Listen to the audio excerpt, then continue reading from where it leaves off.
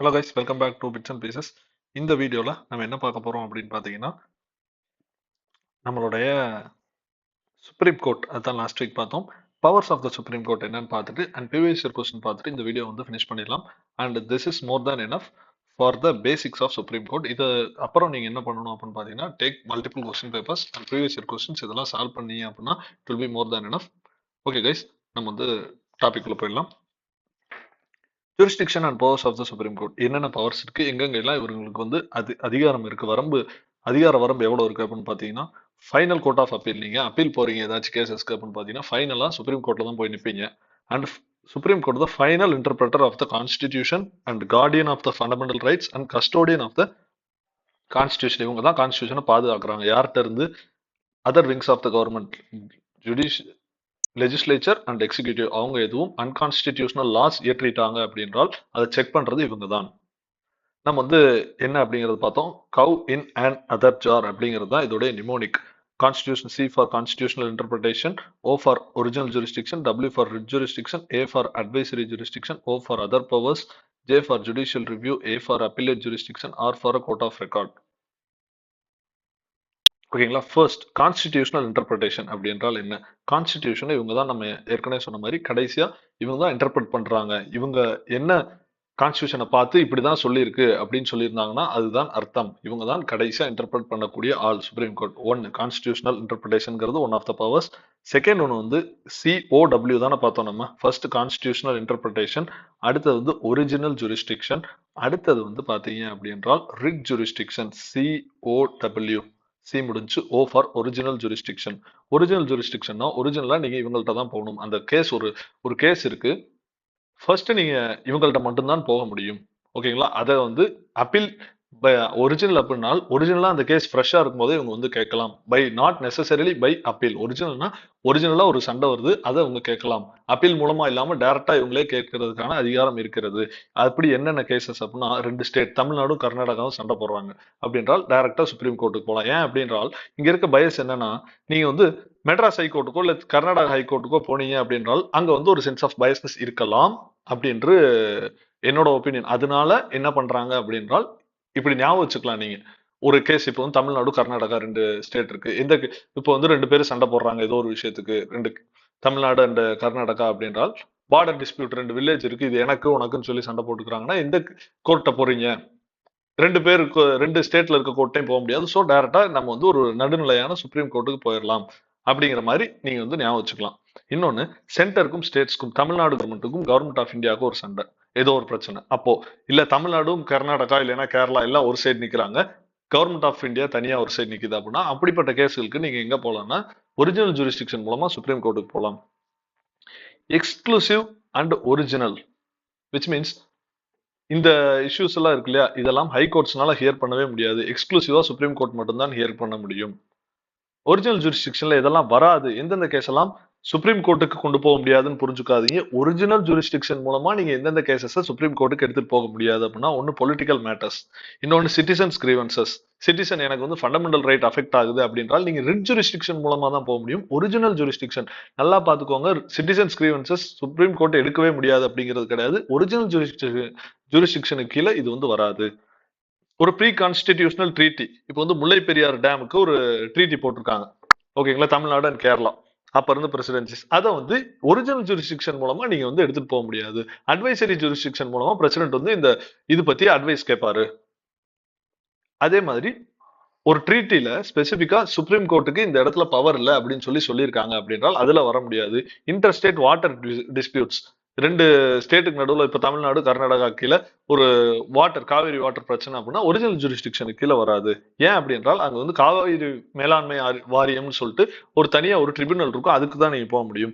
First case எதுன்னு பாத்தீங்கன்னா 1961 West Bengal government government of India வந்து ஒரு பிரச்சனைக்கு போறாங்க. அதுல வந்து தள்ளுபடி பண்ணியிருப்பாங்க அந்த கேஸை. இல்லைங்க, வெஸ்ட் பெங்கால் கவர்மெண்ட் பண்றது சரியில்லை அப்படின்னு சொல்லிட்டு கவர்மெண்ட் ஆஃப் இந்தியா அந்த இடத்துல கிட்டத்தட்ட அப்பர் ஹேண்ட் கிடைச்ச மாதிரி. சிம்பிளி ஒரிஜினல் ஜூரிஸ்டிக்ஷன் என்ன அப்படின்ற ஒரிஜினலா நீங்க கொண்டு போகக்கூடிய case, not necessarily by the way of appeal. அப்போ COW constitutional interpretation, O for original, W for writ jurisdiction. Writ jurisdiction அப்படின்றால் நம்ம வந்து பார்ப்போம் ஃபண்டமெண்டல் ரைட்ஸ் சாப்டர்ல நம்ம வந்து ரிட் ஜூரிஸ்டிக்ஷன்னா என்ன அப்படிங்கறத எக்ஸாஸ்டிவா சொல்லுவோம். இதை வந்து நீங்க எப்படி ஞாபகம் வச்சுக்கலாம் அப்படின்னா headquarters of prelims cum mains PCM அப்படின்னு சொல்லி ஞாபகம் வச்சுக்கலாம். ரிட்ட என்னென்ன ரிட்னா habeas corpus, quo warranto, prohibition, certiorari, mandamus. இது என்னன்னு சொல்லிட்டு தெளிவா நம்ம வந்து அப்லோட் பண்ணுவோம் ஃபண்டமெண்டல் ரைட்ஸ்ங்கிற டாபிக்ல. அதுல நீங்க வந்து பாத்துக்கலாம். இதுல ரிட் ஜூரிஸ்டிக்ஷனுக்கு ரிட் ஜூரிஸ்டிக்ஷன் அப்படின்னா ரிட்ஸ் யார் யார் இஷ்யூ பண்ணலாம்னு முதல் உங்களுக்கு தெரியணும். அது வந்து ஹை கோர்ட்டும் இஷ்யூ பண்ணலாம், சுப்ரீம் கோர்ட்டும் இஷ்யூ பண்ணலாம். விச் மீன்ஸ் இந்த ஏரியால ஹை கோர்ட் சுப்ரீம் கோர்ட்டும் ஒன்னா பண்ணலாம். மேல வந்து ஒரிஜினல் ஜூரிஸ்டிக்ஷன் சுப்ரீம் கோர்ட் மட்டும்தான் அப்படிங்கறத பார்த்தோம். இந்த ஏரியால ஒரிஜினலா நீங்க வந்து ஆர்டிகல் 32 மூலமா உங்களுடைய ஃபண்டமெண்டல் ரைட்டை ஒருத்தர் வந்து தட்டி பறிக்கிறாரு, இல்ல உங்களுடைய ஸ்டேட் கவர்மெண்ட் தட்டி பறிக்குது அப்படின்னா டைரக்டா நீங்க சுப்ரீம் கோர்ட்டுக்கு எடுத்துட்டு போகலாம். ஆர்டிகல் 32 மூலமா என்னுடைய ஃபண்டமெண்டல் ரைட் அடிப்படை உரிமை கான்ஸ்டியூஷன் எனக்கு கொடுத்துருக்கு, அதை வந்து இந்த ஸ்டேட் இல்லைன்னா இந்த ஒரு பிரைவேட் இண்டிவிஜுவல் பறிக்கிறாரு. ஸோ இதை வந்து எனக்கு என்னன்னு சொல்லி பார்த்து தீர்வு செஞ்சு கொடுங்கன்னு சொல்லி நீங்க டைரக்டா சுப்ரீம் கோர்ட்டுக்கு போகலாம். ஆர்டிகல் 32 மூலமா கான்ஸ்டியூஷன் அந்த பவர் உங்களுக்கு கொடுத்துருக்கு. இல்ல நான் வந்து சுப்ரீம் கோர்ட் வரையும் போலங்க, நான் வந்து இங்கே நிறுத்திக்கிறேன், ஹை கோர்ட்லயே நிறுத்திக்கிறேன் அப்படின்னா ஆர்டிகல் 227 மூலமா நீங்க ஹை கோர்ட்டுக்கு போகலாம். விச் மீன்ஸ் இந்த ஏரியால ஈக்குவலா ஹை கோர்ட்டுக்கு போகலாம், சுப்ரீம் கோர்ட்டுக்கு போறதுனால எக்ஸ்க்ளூசிவ் ஜூரிஸ்டிக்ஷன் கிடையாது, concurrent to the concurrent jurisdiction. இது வந்து சுப்ரீம் கோர்ட்டுக்கும் ஹை கோர்ட்டுக்கும். அதுவும் இல்லாம சுப்ரீம் கோர்ட் போனீங்க அப்படின்றால் ஒன்லி ஃபண்டமெண்டல் ரைட் வயலேஷனுக்கு மட்டும் தான் நீங்க வந்து ஆர்டிகல் 32 மூலமா எடுத்துட்டு போக முடியும். Which means writs supreme court fundamental ரைட்டுக்கு வயலேஷனை தவிர வேற எதுக்கும் இஷ்யூ பண்ண முடியாது. ஆனா ஹை கோர்ட் ஃபண்டமெண்டல் ரைட் வயலேஷனுக்கும் கொடுக்கலாம், அதர் லீகல் ரைட்ஸ் வயலேஷனுக்கும் ரிட்ஸ் வந்து கொடுக்கலாம். which means writ jurisdiction of Supreme Court is lesser than the High Court. ஏன் அப்படின்றால் இந்த கிராஃப் போட்டிருக்கேன், இந்த கிராஃப்ல வந்து உங்களுக்கு தெரியும் why அப்படின்றால் இங்க வந்து ஃபண்டமெண்டல் ரைட்ஸ் மட்டும், இங்க fundamental rights plus legal rights. So High Court jurisdiction, High Courts வந்து ரிட் ஜூரிஸ்டிக்ஷன்ல சுப்ரீம் கோர்ட்டோட கொஞ்சம் ஒரு அப்பர் ஹேண்ட் இருக்கு. Advisory jurisdiction cow in another jar அப்படின்னு சொல்லி நம்ம பார்த்துருக்கோம். ஏ ஃபார் அட்வைசரி ஜூரிஸ்டிக்ஷன், இன்னொன்று வந்து அதர் பவர்ஸ். அட்வைசரி ஜூரிஸ்டிக்ஷன்னா ஆர்டிகல் 143 மூலமா த பிரசிடென்ட் ஆஃப் இந்தியா என்ன கேட்பாரு அப்படின்னு பார்த்தீங்கன்னா, எனக்கு வந்து சில டவுட்ஸ் இருக்கு, அதுல உங்களுடைய அட்வைஸ் வந்து கொடுங்க அப்படின்னு சொல்லி சுப்ரீம் கோர்ட்டு கிட்ட கேட்பாரு. இதுல ரெண்டு விஷயத்துக்கு கேட்பாரு. ஒன்னு மேட்டர் ஆஃப் ஃபேக்ட், இப்போ வந்து இந்த ஒரு சட்டம் இயற்றி இருக்காங்க, இதுல வந்து எனக்கு ஒரு சின்ன ஒரு ஃபேக்சுவல் டவுட் இருக்கு அப்படின்றால் அந்த டைம் அந்த டவுட்டுக்கு சுப்ரீம் கோர்ட் என்ன சொல்லலாம்னா, சாரிங்க எங்களுக்கு வேற ஒர்க் இருக்கு அப்படின்னு சொல்லிட்டு they can neglect the president's request. இன்னொன்னு which means கண்டிப்பா அவங்க வந்து பதில் சொல்லியே ஆகணும்ன்ற அவசியம் சுப்ரீம் கோர்ட்டுக்கு இந்த ஏரியால இல்லை, இந்த கொஸ்டின் ஃபேக்சுவல் மேட்டர்ல இல்லை. ஏன் அப்படின்றால் government of India and executive பிரசிடென்ட்டுக்கு வந்து வேற ஆடிட்டர் ஆடிட்டர் ஜெனரல் கிடையாது, அட்டார்னி ஜெனரல் வந்து சில லீகல் டீம்ஸ் இருக்காங்க, அவங்கள்ட்ட இந்த டவுட் எல்லாம் கேட்டுக்கோங்க அப்படிங்கிற மாதிரி ஒரு மீனிங் நீங்க புரிஞ்சுக்கலாம். இன்னொன்று வந்து பாத்தீங்க அப்படின்றால் கொஸ்டின் ஆன ப்ரீ கான்ஸ்டிடியூஷனல் ட்ரீட்டி. இப்போ கான்ஸ்டியூஷன் வர்றதுக்கு முன்னாடி ஒரு ட்ரீட்டி இருக்கு, ஓகேங்களா? அந்த ட்ரீட்டியில ஒரு டவுட் பிரசிடென்ட்டுக்கு திடீர்னு இப்ப இன்னைக்கு சிச்சுவேஷன்ல ஏதோ ஒரு பிரச்சனை, அதனால டவுட் வந்திருக்கு அப்படின்றால் அந்த டைம்ல சுப்ரீம் கோர்ட் மஸ்ட் டெண்டர் த ஒப்பீனியன். ஆச்சு கண்டிப்பா, ஏன்னா இந்த இதை வந்து சுப்ரீம் கோர்ட் தான் வந்து இன்டர்பிரட்டே பண்ண முடியும். ஸோ சுப்ரீம் கோர்ட் கண்டிப்பா இது வந்து ஒப்பீனியன் கொடுத்தே ஆகணும். Which means binding on the supreme court to opine in this matter. சிம்பிளா இன்னைக்கு ஒரு ஃபேக்சுவல் டவுட் அப்படின்னா எங்கள்கிட்ட கேட்காதீங்க அப்படின்னு சொல்ல முடியும் சுப்ரீம் கோர்ட்னால. விச் மீன்ஸ் அவங்க வந்து நெக்லெக்ட் பண்ண முடியும், வேணாங்க அப்படின்னு சொல்லிட்டு. பழைய constitutional treaty, pre constitutional treaty, constitution வர்றதுக்கு முன்னாடி ஒரு ட்ரீட்டி நம்ம சைன் பண்ணியிருக்கோம், அந்த இதுல ஏதாச்சும் பிரசிடென்ட்டுக்கு டவுட் அப்படின்றால் அட்வைஸ் கண்டிப்பா பைண்டிங் கொடுத்தே ஆகணும். ஆனா இதுல ஒரு செக் என்ன அப்படின்னு பாத்தீங்கன்னா, அவங்க கொடுக்குற அட்வைஸ் சுப்ரீம் கோர்ட் கொடுக்குற அட்வைஸை பிரசிடென்ட் வந்து ஏத்துக்கலாம், ஏத்துக்காமையும் போலாம். இப்படி செய்ய அப்படின்னு சொல்றாங்க சுப்ரீம் கோர்ட், அட்வைஸ் கொடுக்குறாங்க. சிம்பிளி பாத்தீங்க அப்படின்னா இட்ஸ் அன் அட்வைஸ் தான். ஸோ அதை வந்து கேட்கலாம், கேட்காமையும் போலாம். எக்ஸாம்பிள் தேர்ட் ஜட்ஜஸ் கேஸ்ல வந்து ஒப்பீனியன் தான் கொடுத்துருப்பாங்க, அதன்படி பிரசிடென்ட் ஆக்ட் பண்ணியிருப்பாரு. அதர் பவர்ஸ் என்ன அப்படின்னு பாத்தீங்கன்னா, பிரசிடென்ட் அண்ட் வைஸ் பிரசிடென்ட் எலெக்ஷன்ஸ்ல ஒரு டிஸ்பியூட் நடக்குது, அதை வந்து இவங்க தான் ஹேண்டில் பண்ணுவாங்க. இது வந்து original exclusive and final authority. இன்னொன்னு யூபிஎஸ்சியில் ஒர்க் பண்றவங்க, ஸ்டேட் பப்ளிக் சர்வீஸ் கமிஷன்ல ஒர்க் பண்றவங்க, இவங்க மேல ஒரு டிசிப்ளினரி ப்ரொசீடிங்ஸ் வந்து சுப்ரீம் கோர்ட் அவங்க தான் பார்ப்பாங்க. அவங்க கொடுக்குற ரிப்போர்ட் வந்து இப்போ ஒரு ஐஏஎஸ் ஆஃபீஸர் இவர் வந்து ஒரு தப்பு செஞ்சிருக்காரு அப்படின்னு சொல்லி ஒப்பீனியன், விச் மீன்ஸ் இங்க இந்த என்கொயரி முடிச்சு கொடுத்தாங்க ரிப்போர்ட் அப்படின்னு பாத்தீங்கன்னா இந்த விஷயம் வந்து பைண்டிங் ஆன் த பிரசிடென்ட். ஏன் அப்படின்னா it is a judicial proceeding. அடுத்து ரிவ்யூ பவர். இப்போ வந்து ஒரு கேஸ் எடுத்திருக்காங்க சுப்ரீம் கோர்ட், 2000வது வருஷம் ஒரு பதில் சொல்லியிருக்காங்க. 2020 அப்படியே அந்த கேஸ் வந்து பிராக்டிகல் சுச்சுவேஷன்ஸ் மாறுது. இந்த கேஸ் நாங்க 2000ல இந்த கேஸ்ல சொன்னது தப்புங்க அப்படின்னு சொல்லிட்டு இன்னொரு கேஸ்ல வந்து அவங்களுடைய தீர்ப்பை அவங்களே திருத்திக்கலாம். Which means they are self correcting agency. இதை வந்து ப்ரீவியஸ் இயர் கொஸ்டின்ல இந்த பாயிண்ட் கேட்டிருக்காங்க. And they have the power to control all tribunals. அவங்களுக்கு கீழே இருக்க ட்ரிபியூனல்ஸ், ஜுடிஷியல் பாடிஸ் எல்லாத்தையுமே கண்ட்ரோல் பண்றதுக்கு சுப்ரீம் கோர்ட்டுக்கு பவர் இருக்கு. சரிங்களா? அடுத்தது வந்து அட்வொகேட்ஸ். அட்வொகேட்ஸ் உடைய டைப். அதற்கு முன்னாடி சுப்ரீம் கோர்ட்ல கவ் இன் அனதர் ஜார். அதற்கு முன்னாடி இன்னொரு இது வந்து நம்ம வந்து பார்த்துருவோம். Judicial review.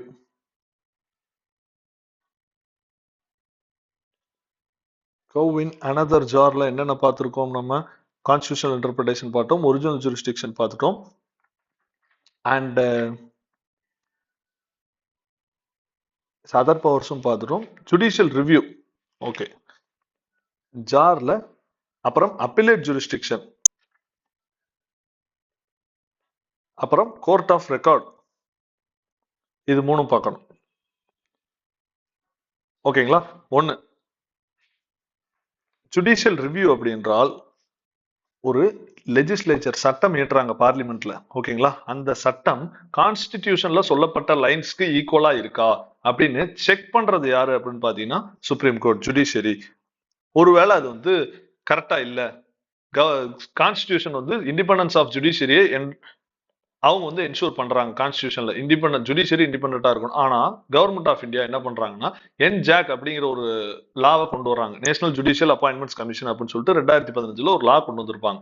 அதுல என்ன சொல்லியிருப்பாங்க அப்படின்னா ஜட்ஜஸ் வந்து இனிமேல் எக்ஸிகியூட்டிவ் ஆகிய பிரசிடென்ட் தான் அப்பாயிண்ட் பண்ணுவாரு அப்படின்னு சொல்லியிருப்பாங்க. இதை வந்து என்ன சொல்லியிருப்பாங்க அப்படின்னா சுப்ரீம் கோர்ட் இது வந்து தவறுங்க, இட் இஸ் அன்கான்ஸ்டிடியூஷனல் சொல்லிட்டு இதை வந்து ஸ்ட்ரைக் டவுன் பண்ணியிருப்பாங்க. இதுதான் எக்ஸாம்பிள் ஆஃப் ஜுடிஷியல் ரிவ்யூ. அதற்கப்புறம் அப்பீலேட் ஜூரிஸ்டிக்ஷன். இப்போ வந்து பாத்தீங்க அப்படின்னா அப்பீலேட் ஜூரிஸ்டிக்ஷன்ல அப்பீலேட் ஜூரிஸ்டிக்ஷன் இதுக்கு வந்து ஒரு தனி வீடியோவை போடுறோம். ஏன்னா இது வந்து ரொம்ப பெருசு. தனி வீடியோ இதுக்கு பின்னாடி வரும். அடுத்து வந்து court of record. Court of record அப்படின்னா இப்போ நீங்க வந்து ஒரு எவிடன்ஸ் கொடுக்குறீங்க சுப்ரீம் கோர்ட்ல போய், அதை வந்து ரெக்கார்ட் பண்ணி தே வில் கீப். ஓகேங்களா? அந்த அந்த ஸ்டேட்மெண்ட்டை இந்தியாவில் நீங்க எந்த கோர்ட்ல கொண்டு போய் ப்ரொடியூஸ் பண்ணாலும் அந்த கோர்ட் வந்து தே கேனாட் நெக்லெக்ட். ஏன்னா சுப்ரீம் கோர்ட்ல நீங்க கொடுத்த எவிடன்ஸ். ஓகேங்களா? அதே மாதிரி நீங்க சுப்ரீம் கோர்ட்டை பத்தி இல்ல ஜுடிஷியரை பத்தி தவறா பேசுறீங்க அப்படி என்றால் பை கீப்பிங் தட் ரெக்கார்ட் என்ன பண்ணுவாங்க அப்படின்னா உங்க மேல கண்டெம்ட் ஆஃப் கோர்ட் இனிஷியேட் பண்ணுவாங்க. கண்டெம்ட் ஆஃப் கோர்ட்னா நீங்க வந்து கோர்ட்டை அவமதிக்கிறீங்க அப்படின்னு சொல்லிட்டு என்ன பண்ணுவாங்கன்னா கண்டெம்ட் ஆஃப் கோர்ட் வந்து இனிஷியேட் பண்ணுவாங்க. ரெண்டு விதமான கண்டெம்ட் ஆஃப் கோர்ட் இருக்கு. ஒன்னு சிவில் கண்டெம்ட், இன்னொன்னு கிரிமினல் கண்டெம்ட். கிரிமினல் கண்டெம்ட் அப்படின்றால் நீங்க வந்து கோர்ட்டை பத்தி தவறா இல்ல அவதூறா ஏதாச்சும் பேசிடுறீங்க அப்படின்றால் அது வந்து கிரிமினல் கண்டெம்ட். சிவில் கண்டெம்ட் அப்படின்றால் கோர்ட் வந்து உங்களை வந்து ஒரு வேலை சொல்றாங்க. ஓகேங்களா? நீங்க வந்து 5ஆம் தேதிக்குள்ள இவ்வளவு ஃபைன் கட்டணும் அப்படின்னு சொல்றாங்க. நீங்க வந்து 5ஆம் தேதிக்குள்ளே கட்டல, கோர்ட் சொன்னதை நீங்க வந்து கடைபிடிக்கல அப்படின்றால் இது வந்து சிவில் கண்டெம்ட். இதுதான் ரெண்டுக்கும் முன்னாடி டிஃபரன்ஸ். இது வந்து கண்டெம்ட் ஆஃப் கோர்ட் ஆக்ட் அப்படின்னு சொல்லி ஒன்று தனியா இருக்கு. இதை ரெக்கமெண்ட் பண்ண கமிட்டி பேர் என்னன்னு கேட்டீங்கன்னா சன்யால் கமிட்டி. இது வந்து யூபிஎஸ்சில 2022ல ஒரு கொஸ்டினா கேட்டிருக்காங்க. அடுத்தது வந்து advocates. Types of advocates. Senior advocates, advocates on record, other advocates மூணு பேர் இருக்காங்க. சீனியர் அட்வொகேட்ஸ்னா பேர்ல இருக்கு senior advocates of supreme court and high court. இது யாரு டெசிக்னேட் பண்ணுவா நீங்க சீனியர் அப்படின்னு சொல்லிட்டுனா high court and supreme court அவங்களே டெசிக்னேட் பண்ணிப்பாங்க. சீனியர் அட்வொகேட் இருந்தார் அப்படின்னா வித்தவுட் ஜூனியர் அவர் வந்து அப்பியர் ஆகக்கூடாது. Without junior and advocates on record அவங்க வந்து அப்பியர் ஆக முடியாது கோர்ட்ல. ஓகே, அட்வொகேட்ஸ் ஆன் ரெக்கார்ட் அப்படின்றால் என்ன அப்படின்னு பாத்தீங்கன்னா இவங்க தான் ரெக்கார்ட் ஃபைல் பண்றது சுப்ரீம் கோர்ட்ல. ஏதாச்சும் ஒரு அஃபிடவிட் இதெல்லாம் அவங்க தான் ஃபைல் பண்ண முடியும். அவங்களுக்கு தான் அந்த பவர் இருக்கு. அதர் அட்வொகேட்ஸ் அப்படின்னா பார் கவுன்சில்ல நீங்க வந்து என்ரோல் ஆயிருப்பீங்க. பார் கவுன்சில்னா இதுவும் ப்ரீவியஸ் இயர் கொஸ்டின்ல கேட்டிருக்காங்க. It is like a body which designates the rules and regulations for advocates. இவங்க வந்து நீங்க ஆர்கியூ பண்ணலாம், ஆனால் நீங்க வந்து டாக்குமெண்ட்லாம் ஃபைல் பண்ண முடியாது. அதுதான் other advocates. Only who can file a document அப்படின்னு பாத்தீங்கன்னா அஃபிடவிட் இதெல்லாமே அட்வொகேட்ஸ் ஆன் ரெக்கார்ட். ஓகே, இப்போ ரொம்ப ரொம்ப முக்கியமான விஷயம் இந்தியன் சுப்ரீம் கோர்ட்டுக்கும் யூஎஸ்ஏ சுப்ரீம் கோர்ட்டுக்கும் உள்ள difference. Indian supreme court original jurisdiction எங்கன்னு பாத்தீங்கன்னா ஃபெடரல் கேசஸ், ஸ்டேட்டுக்கும் சென்டருக்கும் நடக்கிற கேசஸ்க்கு மட்டும்தான் இவங்களுக்கு ஒரிஜினல் ஜூரிஸ்டிக்ஷன் இருக்கிறது. ஓகேங்களா? அப்புறம் you can add article 32 fundamental rights. ஆனா இந்த ஒரிஜினல் ஜூரிஸ்டிக்ஷனுமே it is concurrent with the high court.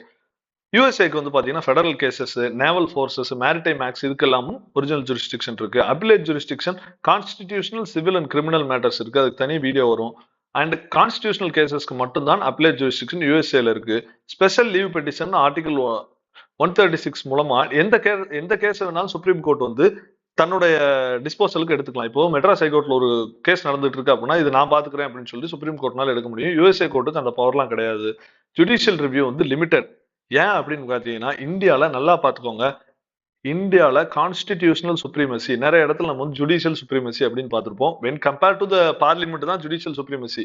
But on the whole வந்து பாத்தீங்கன்னா நம்மளுடைய constitution is the holy book, constitutional supremacy. ஆனா யூஎஸ்ஏல வந்து பாத்தீங்கன்னா ஜுடிஷியரி தான் பெருசு, judicial supremacy. India we are following procedure established by law. ஆனா யூஎஸ்ஏல they are following due process of law. இது என்னன்னு சொல்லி ஷார்ட்ஸ்ல தனியா போட்டிருக்கோம். And jurisdiction of the Supreme Court can be enlarged by the Parliament. இது ஒரு previous year question. And jurisdiction of the powers of the Supreme Court of USA is limited as set in the Constitution. நம்மளோட வந்து integrator and independent judiciary, supreme court கீழே high court, அதற்கு கீழே subordinate courts, அப்படி எல்லாமே இன்டகிரேட்டடா இருக்கு அண்ட் இண்டிபெண்டன்டாவும் இருக்கு. ஆனால் இங்க வந்து பாத்தீங்கன்னா யூஎஸ்ஏல separated judiciary, federal court or supreme court தனியா இருக்கு, ஸ்டேட் கோர்ட்ஸ் வந்து தனியா இருக்கு எங்க யூஎஸ்ஏல. ஓகே கைஸ், இப்போ நம்ம வந்து ப்ரீவியஸ் இயர் கொஸ்டின்ஸ் வந்து will see. Okay, regarding Supreme Court, which of the following statements regarding the advisory jurisdiction of the Supreme Court are correct? It is binding on the Supreme Court to give its opinion on any matter. தப்பு. Only pre-constitutional treaty-க்கு மட்டும்தான் Supreme Court-க்கு binding. So ஒண்ணு அடிச்சு விட்டுருங்க. The full bench of the Supreme Court here's any reference made it to under the power of the advisory jurisdiction. Yes, 5-member bench வந்து கேட்பாங்க. 2 ஆப்வியஸா ரெண்டுலயுமே கரெக்டா தான் இருக்கு. 3 செக் பண்ணுங்க. The opinion given by the Supreme Court on a reference under advisory jurisdiction is not binding on the government. Not binding on the government அப்படின்னு சொல்லியிருக்காங்க. Yes, it is not binding. Not more than one reference at a time can be made to the Supreme Court under its power of appellate. கிடையாதுங்க, எத்தனை வேணாலும் பண்ணலாம். Option is Chennai. With reference to Indian judiciary, consider the following statements. Any retired judge of the Supreme Court of India can be called back to sit and act as a Supreme Court judge by the Chief Justice of India with prior permission from the President of India. Absolutely correct statement. A High Court in India has the power to review its own judgment as the Supreme Court does. No. Power to review its self-correction க்கு வந்து Supreme Court. Yes for self-correction. Yes for Supreme Court. அப்படி ஞாபகம் வச்சுக்கலாம். High Courtக்கு அந்த option கிடையாது. What is the provision to safeguard autonomy of the Supreme Court of India? While appointing the Supreme Court judges, President of India has to consult the Chief Justice of India, yes, and in turn, Chief Justice will be consulting the collegium system. The Supreme Court judges can be removed by the Chief Justice of India only. No, he can be removed by the Parliament. That through he can be removed by the President, which should be backed by an impeachment order from the Parliament.